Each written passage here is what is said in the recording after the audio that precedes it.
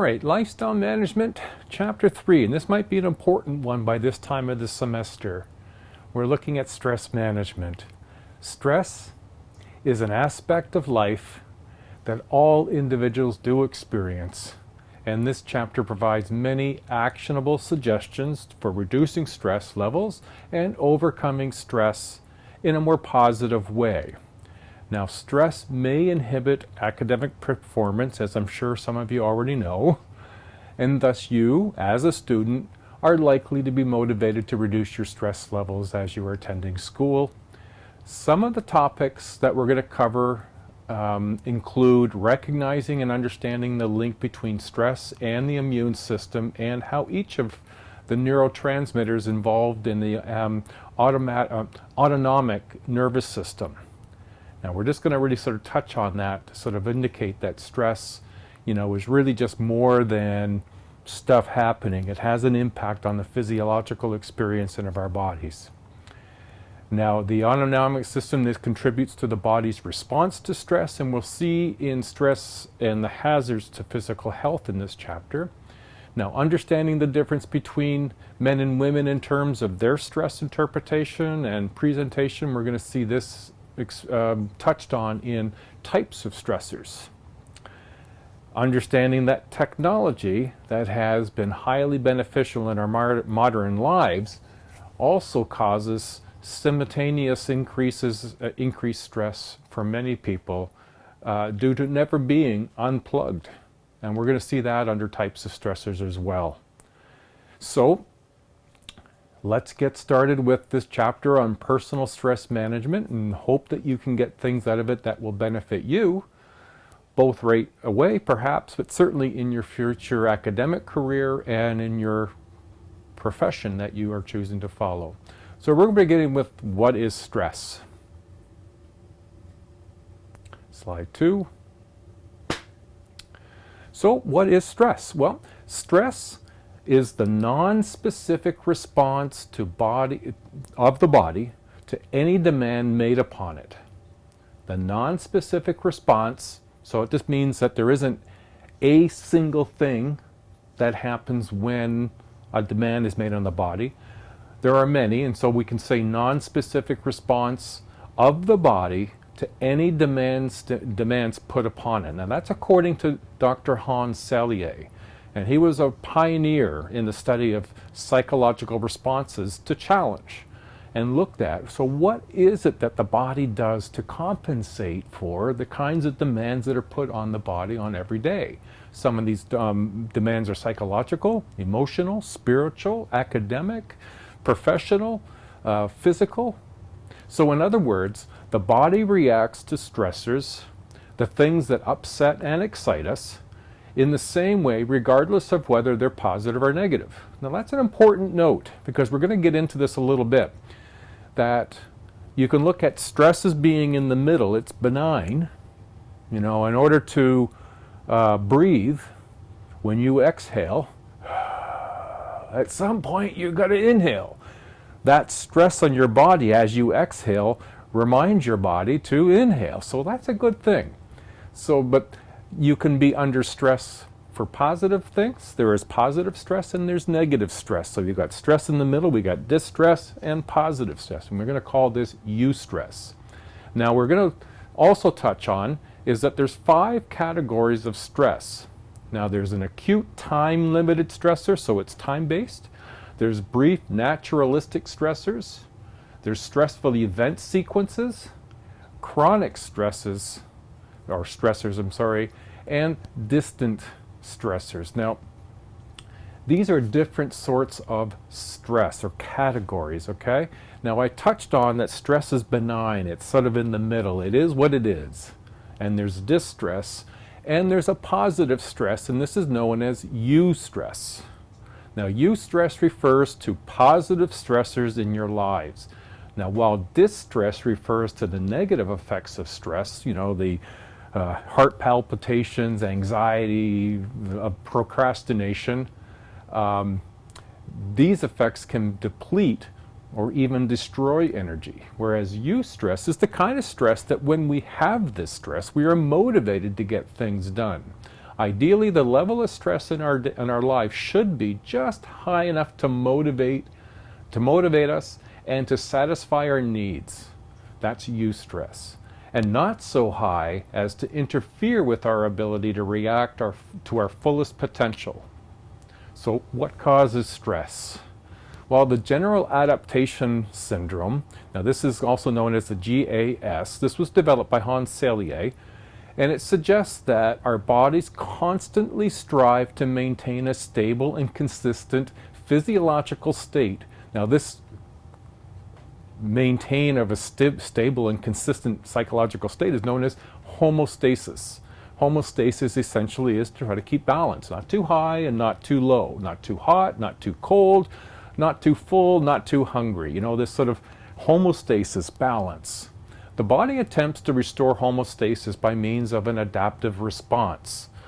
The GAS consists of 3 distinct stages, okay? Let's look at them. The first stage is known as alarm. The body responds to a stressor with changes that temporarily lower resistance and quickly makes internal adjustments so that, you know, it can cope with the stressor and return to normal activity. So listen to, you know, look back at that alarm. The body responds to the stressor with changes. So if, you know, there's a stress that introduced, my body responds to that in order to establish some balance again. Now, not always does that happen. It's in, you know, one of the mentions there is about resilience. So let's look at resistance. Sorry, it looks at resistance. Now, resistance is the second part of this model.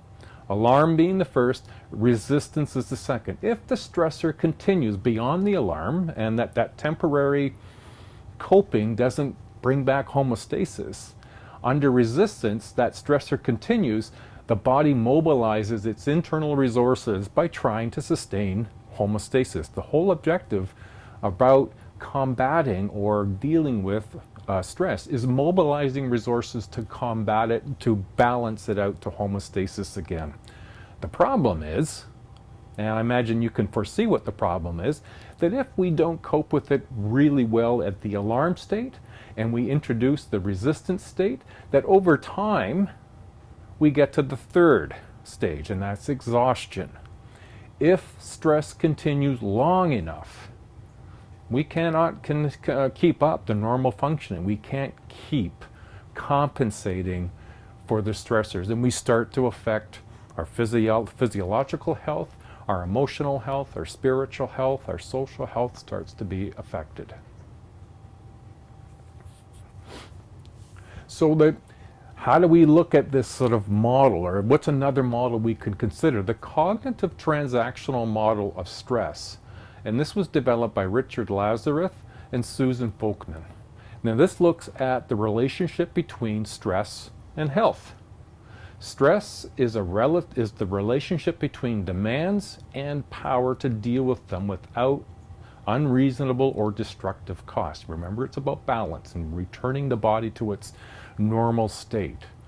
So this further is explored on page 59 in your textbook. The graphic beside me here, it represents the relationship between the person and the environment, the primary and secondary appraisal, coping response, and the cognitive appraisal. It involves planful problem solving. Now this is just a model that looks at one of the ways in which we deal with, or in some of our cases don't deal with, stressors in our lives. An event may seem to be stressful by one person, but not necessarily stressful to another. Or it may seem stressful on one occasion, but not on another. It's not surprising, for me, for example, I'm not uncomfortable standing in front of people, lots of people, and talking. I've done it most of my life. And yet that's one of the number one stressors for people, is doing presentations or talking in front of an audience. So that event of being in front of the audience and my response to that event gives me a different outcome than for somebody whose reaction to that audience is panic. Their outcome is different. And I'm going to revisit this again. Event, reaction, or response, and outcome. ERO. I'll come back to that. Now we can also look at another model. This is by Thomas Holmes and Richard Raw. Both are medical doctors. They devised a scale. Now you may have seen this scale before.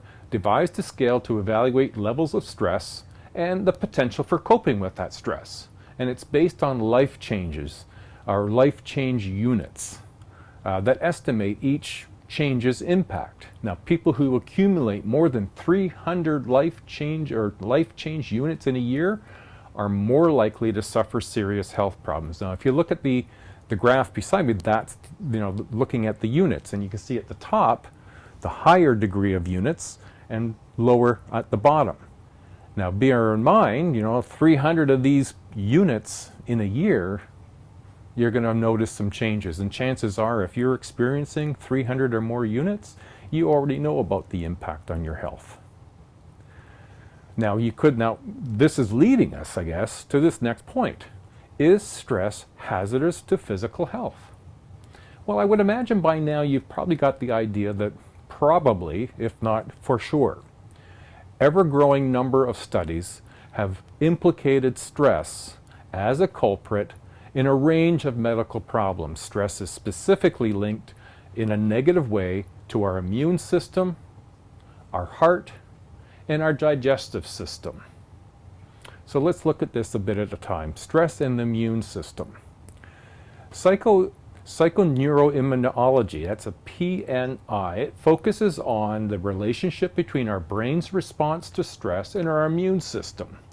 When our brain takes note, either consciously or subconsciously, of a stressor, it prepares our body for fight or flight. All right, now the image beside me shows you the central nervous system, where the autonomic system is in relationship to the central nervous system. It also sees the sympathetic and parasympathetic system in relation to everything else. So it's just trying to show you that these are all connected and that their responses, in terms of emotional response, stimulates the autonomic system, the ANS, and either the sympathetic, which is the activating our stress response with release of hormones that prep us for fight or flight, or it activates parasympathetic, which is the deactivating, and it slows us down and it reestablishes homeostasis. Now you'll find on page 60, figure 3.2, for the effects of stress on the body. Now, powerful chemicals triggered by stress dampen or suppress the immune system, the network of organs, tissues, and white blood cells that defend against disease. So both traumatic stress and minor daily hassles can impair immunity. Now, it's worth noting that, of course, we can understand what traumatic stresses are, but what are hassles, or daily hassles? These are the things that we experience on a day-to-day basis. You go to get your favorite salad from the lunchroom, and you look and there's none there. And so you're a little, put off. That's a daily hassle. And when we get a number of these in the course of the day, they can add up and be cumulative. So that's what they mean when they talk about daily hassles. They're little things that occur, but collectively, as a group, they become pretty significant. All right, stress and the heart. In the 1970s, cardiologists Meyer Friedman and Ray Rosenman, they suggested that excess stress could be the most important factor in the development of heart disease. They developed two personality types, and these are things that you've probably heard before. The personality type type A and type B. Type A people are hardworking, aggressive, and competitive. Type B people, they're more relaxed, though not necessarily less ambitious, and or even less successful. The degree of danger associated with type A behavior remains controversial, and you'll see some of that controversy written up in your textbook. However, the trait that has emerged is chronic hostility or cynicism built into that type A.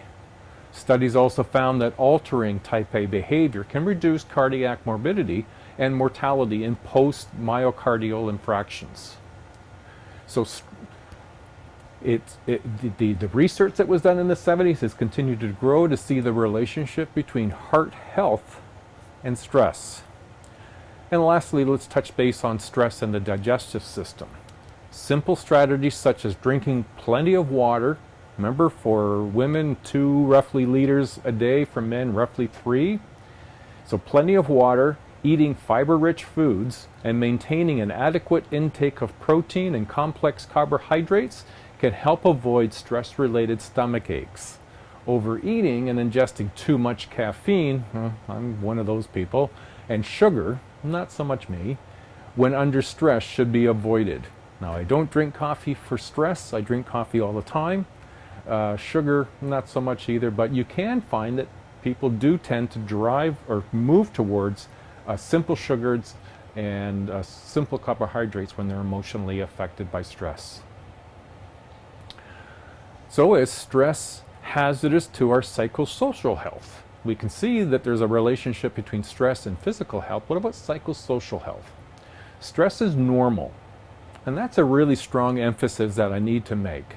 Stress is not abnormal, stress is normal.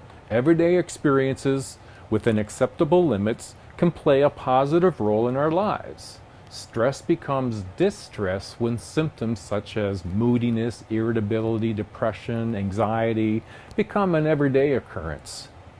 Traumatic, stressful events gradually fade into the past, and individuals adjust to their lasting impact. About 12% of the population suffers from post-traumatic stress disorder and later develops symptoms, more serious symptoms such as depression, anxiety, and panic attacks. So yes, it can affect our psychosocial health. All right, now let's look at the type of stressors that exist, and we're going to focus on student stress. I like this about this textbook is it keeps a student focused, and we're going to honor that in these videos as well. Being a student can be extremely stressful, and the stressors are remarkably similar among students. Stress levels have risen, especially among women. Among the most common stressors are test pressures, academic failure, financial problems, problems in friendships and dating relationships, daily hassles, there they are, there that is again, pressures as a result of competition and deadlines, and losses caused by breakup of a relationship or death of a loved one. Now, a lot of you may have experienced many of these, certainly the daily hassles, and you can appreciate that this might, over some time, have some negative effects on the way that you express and can participate as a student. In one Canadian study, researchers found that the highest stresses experienced by students were self-imposed and were related to specific stressors such as personal desire to compete and win, or the need to be noticed by others. Now, you can probably see through the lines there and say, well, that ability to compete, to win, or to be noticed really aren't academic pursuits. And yet it is something that students today have as a higher level of stress than what we've seen in the past, and it's curious that it's not an academic stress, but it affects academic performance. Many students bring complex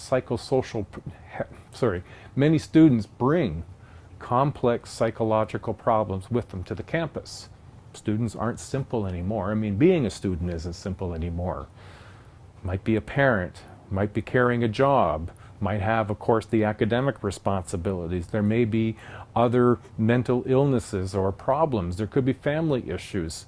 And so much more complex psychologically than perhaps in the past. Includes learning disabilities, mood disorders such as depression and social anxiety, and a history of family troubles.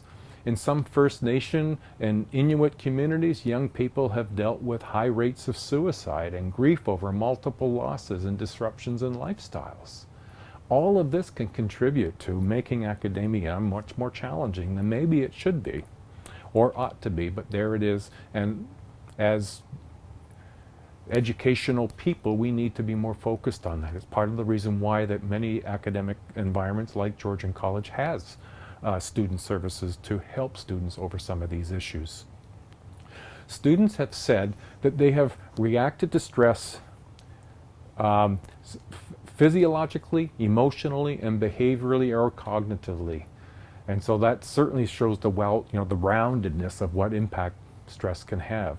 Social supports, effective time management, as I've mentioned in my own Am I an Online Learner video, how important time management is to reducing levels of stress. Forgetting to do things and then finding out later they were to be done is something we have control over. Forming close friendships is part of the issue. The meditation programs that can reduce stress, exercise. Students between the ages of 18 and 25 must also deal with the emerging adulthood stage.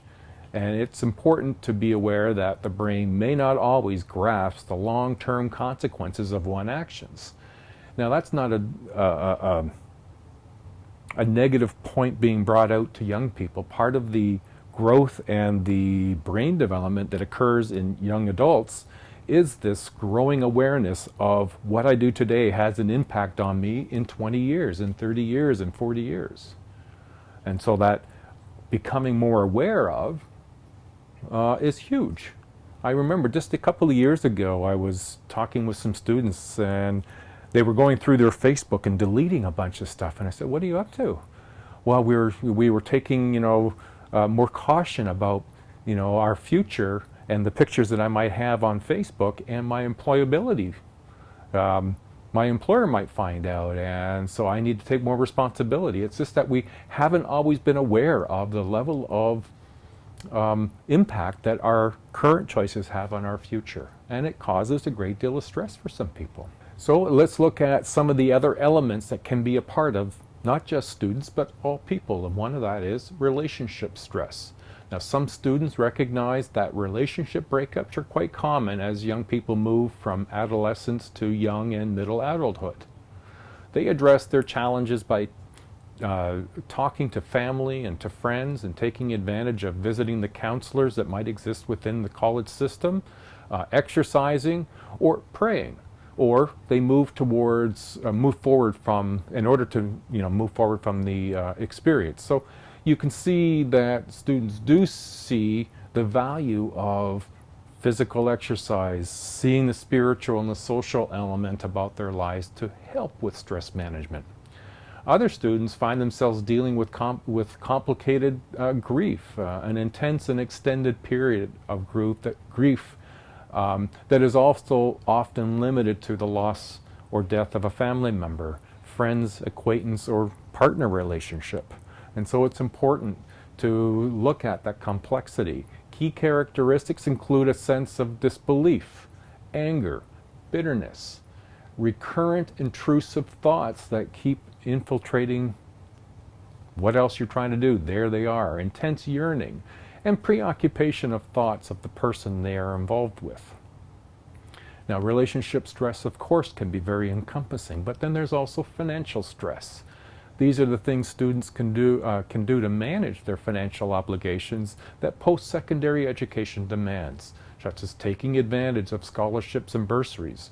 You'd be surprised how many scholarships and bursaries there are that students never apply for. They sit there, money waiting for someone to use, but they don't apply for them. Working during the summer, budgeting, using credit cards wisely. I've heard of students who have had 10 credit cards. Those come with responsibilities, and unfortunately, they become very big and unwielding down the road. Being resourceful, planning loan repayments, and being frugal. These are all skill sets and the complications of a student life, and all of which can impact your academic experience. Now, here's one that many people experience, and it's not an uncommon one. It's test stress. For many students, midterms and final exams are the most stressful time of the year. Studies at various colleges and universities found that the incidence of colds and flus soared during the finals. And that's not because people are making up excuses to try to get out of writing a test. One, that doesn't generally work. But it's to show the implications of stress on the immune system, that you can't defend against flus and colds as easily. Under exam stress, students can experience a dip in the immune function and a higher rate of infections. And so it shows you that that direct relationship between not managing stress well and on our immune system.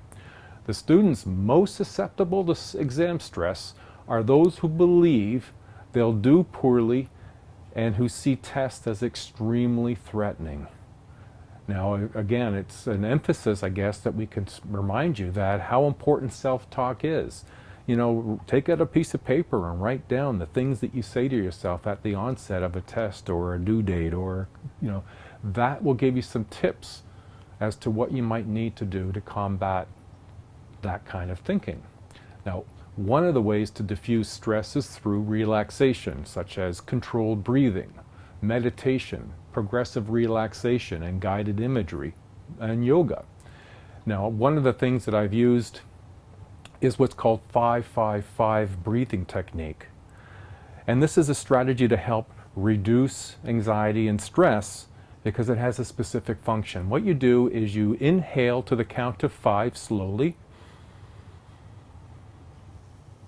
You hold to the count of 5.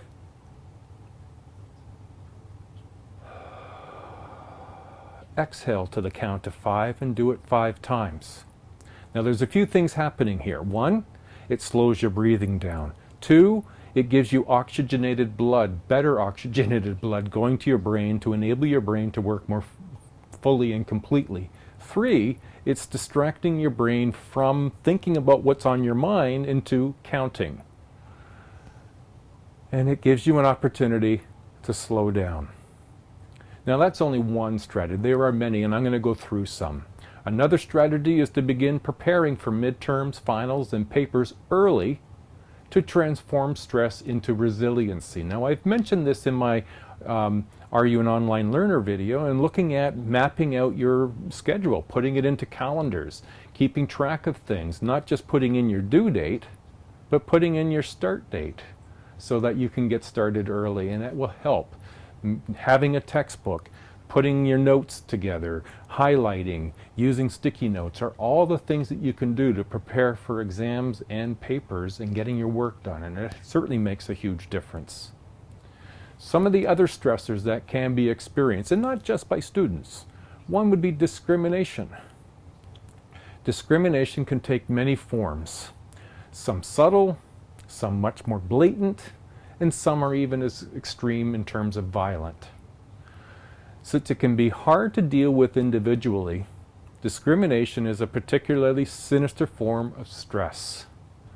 So it's important that we take in consideration, that that's a huge issue for many people. In the last decade, there have been many reports of intolerance among young people and greater tolerance for overt expression and acts of hatred on campuses and universities at a higher rate than have been in the past.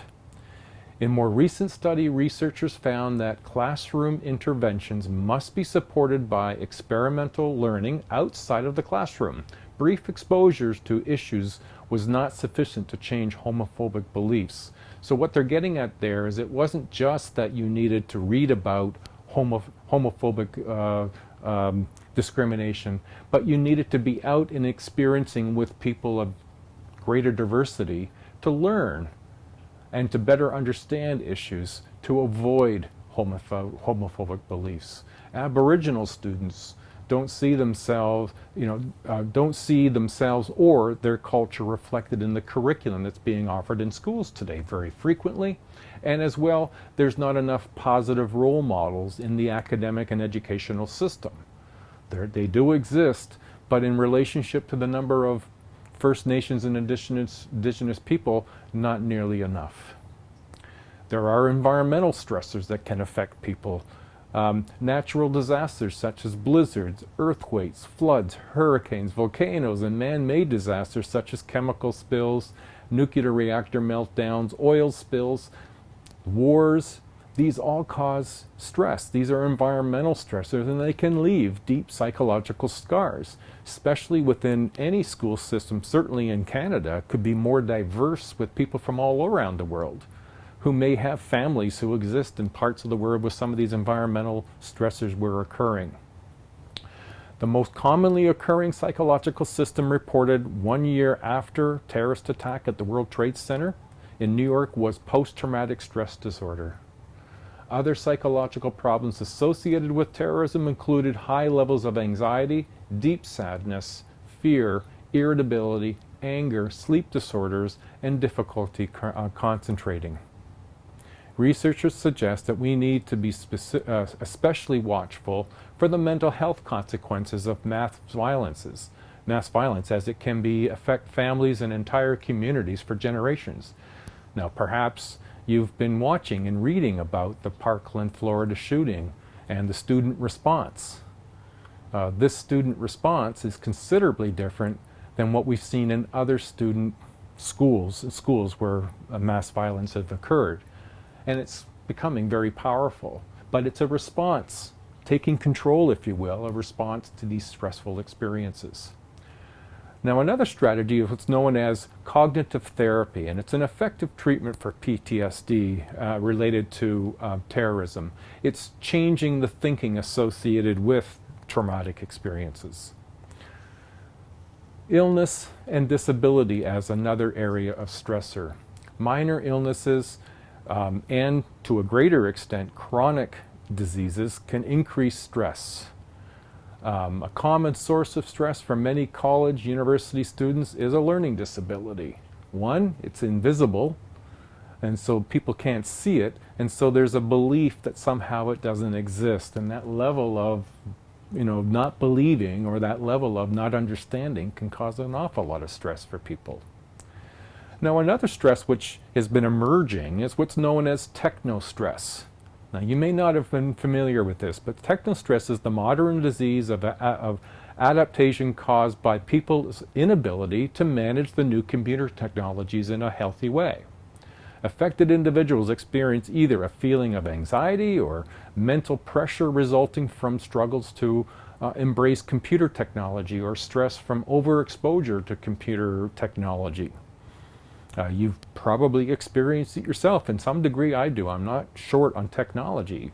Cell phone, iPad, laptop, computer, So cell phones, pagers, laptops, electronic tablets have resulted in our personal and professional lives becoming intertwined. The idea that you can't go on holidays without checking in on your email is part of this techno-stress. Symptoms include brain overload, frustration, feeling overwhelmed, having a sense that things never are finished. Video gaming has become a pervasive and internet gambling is also worrisome in terms of the stress that it can bring, not just on the terms of the access through internet means, but the loss of money or, the risk of loss of money. Workplace stress. Many people find that they are working more and enjoy it less.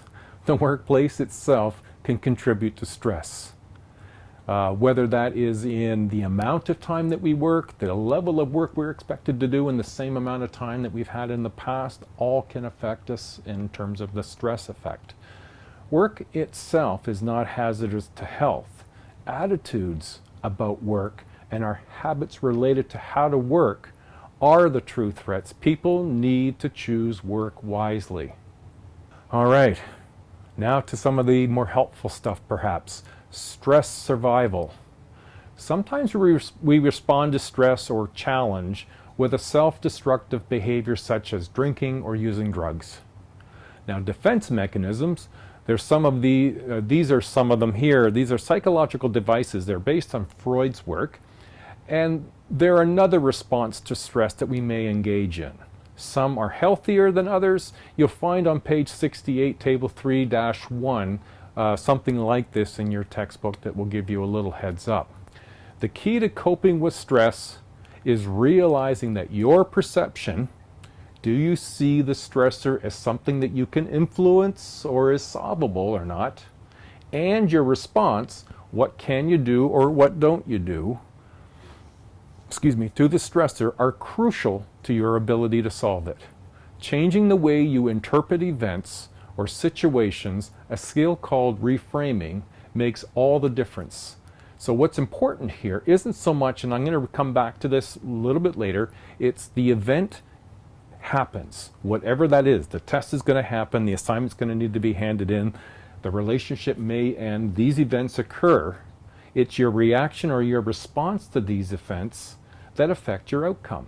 And we're going to come back to that. Reframing is about looking at an event from a different perspective to see how else you can see it that will help you make a difference in solving it. In order to manage our unique and individual stressors, we need to be willing to recognize what is disruptive and unbalanced and how we feel physically and emotionally when it happens.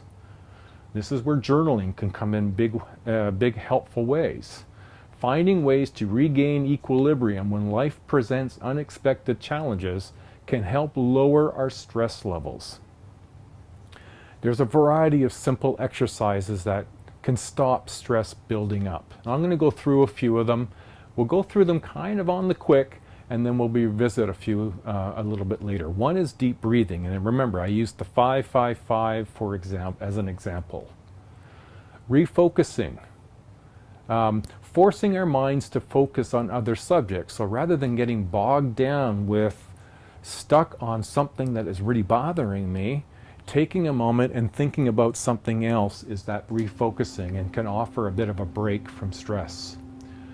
A stillness breaks, building moments of tranquility into our day. Now, this sounds a little odd. You don't have to go to the beach or anything.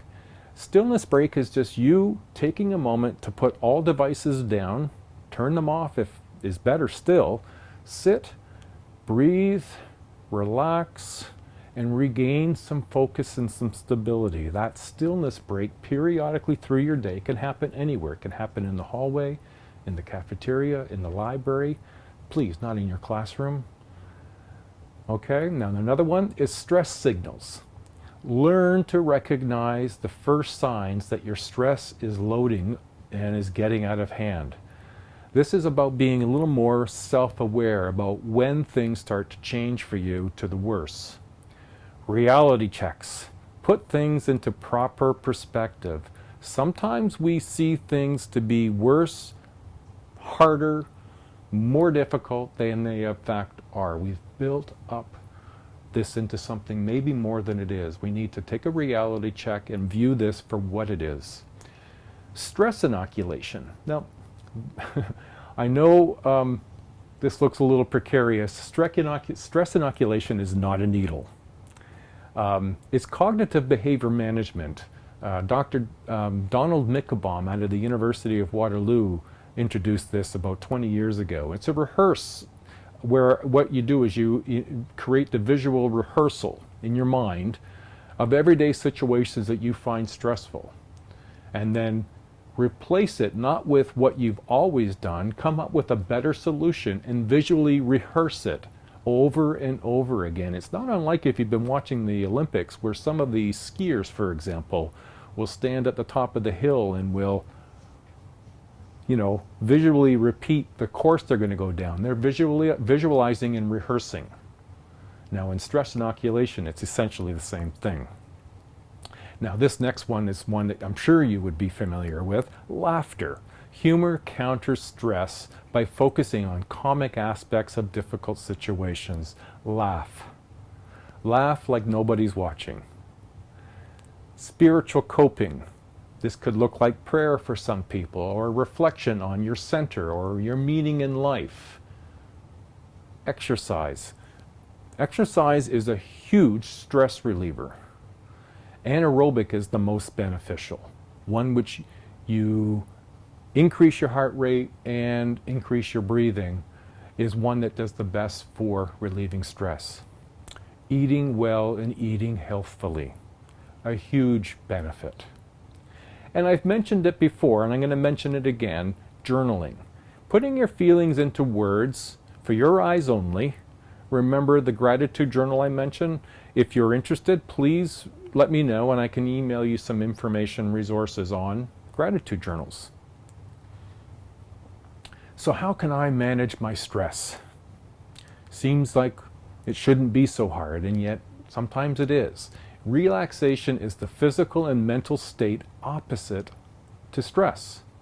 Relaxation techniques can include progressive relaxation, visualization, meditation, mindfulness, and biofeedback. Now, the progressive relaxation works by intentionally increasing and decreasing tension in the muscles.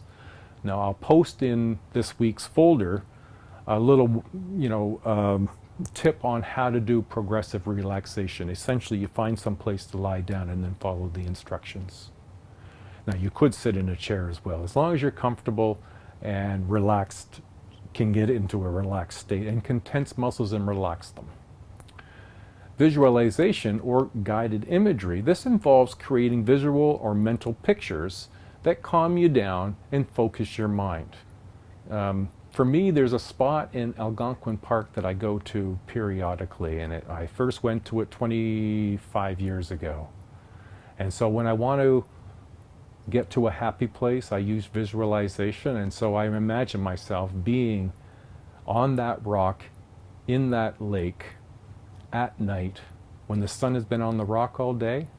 That rock is so warm, the night is so dark, the sound of the loons, the stars in the night. That visualizer guided imagery, for me, puts me in a much more calm and relaxed state, because that's what I felt at that time. Meditation, well, it's been practiced in many forms over the ages, and it helps a person reach a state of relaxation. There is no right way to meditate. I'm not good for sitting down and being still, so I have a meditation that I can do while walking. Meditation isn't about not thinking, it's about letting things in and go right through. Don't focus on any thought. Allow it to go out, in and out, in and out.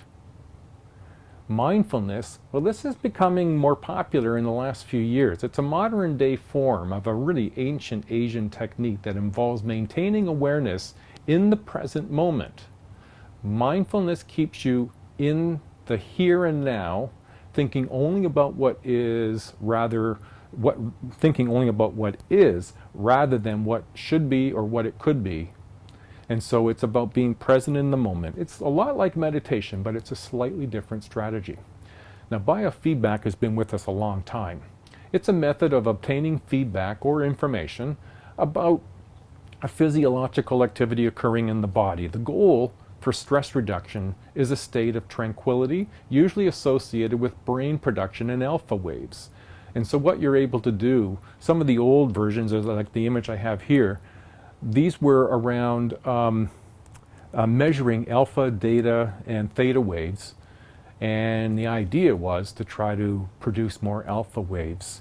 And so now they have all sorts of things that as you watch a monitor and you see what starts to change your alpha waves, you'd be surprised how easy it is actually to elevate your alpha waves. It's not like you turned a button or anything, but you start to become aware of how to do that, and that produces a response of calmness. So how can I organize my time? Some of what we've touched base on is time management.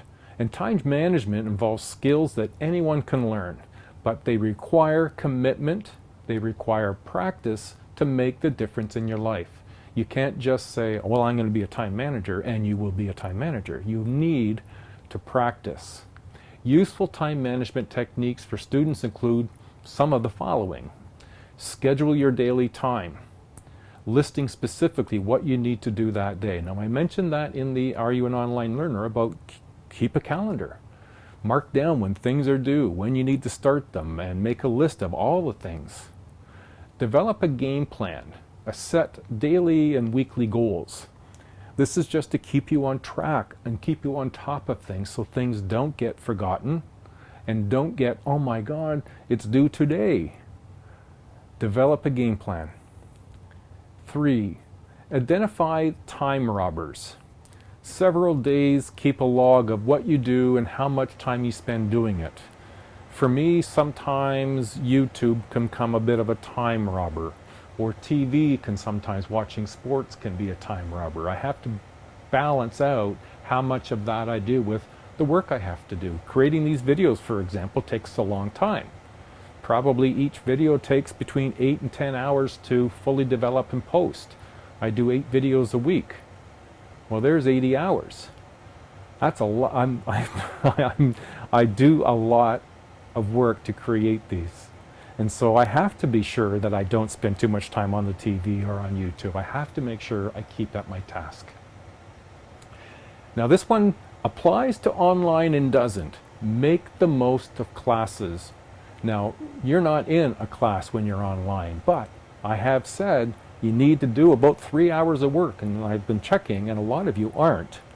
Not that that's a demand you need to do, but I would imagine not everyone's time management skills are doing them the best that they could be doing. I can tell that some of you are doing quite a bit of work on your online class, and very good. So make the most of your classes. Read the assignments before class. Go to class yourself. Take notes. Review your notes at the end of the day. Keep focused that your main objective, your main job, for most of you, for most of the time, is to get your education. That's what you're paying for, and it's preparing you for what I believe is your dream occupation. Develop an efficient study style. Take regular breaks when reading. Write notes or questions in the margin in order to retain more information and prepare a workable outline when writing a paper. So this is about establishing practices, habits in the way that you do your work.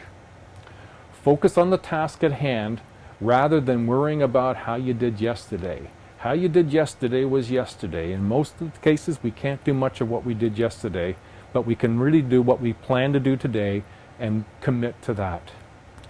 Break bigger tasks into smaller ones. Now, in my background, that's called chunking down. So don't try to tackle big things. Break it into smaller tasks and accomplish it that way. A lot of your assignments can be broken down into smaller tasks and complete them accordingly. Keep your workplace in order so that piles of paper are not distracting you, or a lot of time is wasted looking for misplaced notes and articles. Now, everybody needs to balance that with what works for them. The proof is in the pudding. If you're not spending too much time finding things, then those piles might be functional for you. But for most of us, keeping things organized and tidy allows us to get work done, and then we're not wasting time looking for things.